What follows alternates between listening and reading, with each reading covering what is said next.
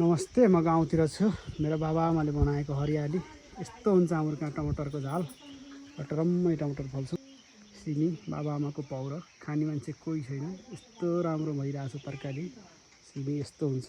यो पर्सनल धारा यो नहुनुपर्न प्रयोग गरिन्छ। यहाँ बाबाआमाले दुध खानको लागि एउटा भैँसी पाल्नु भएको छ, राम्रो बनाएर। वास्तवमा मेरो घर मात्र नभएर यो मेरो बगैँचा हो।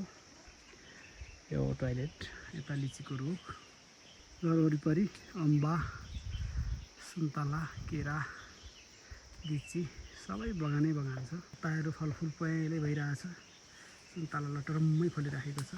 यस्तो छ यो मेरो बगैँचा हो। यति सुन्दर छ ठाउँ पनि।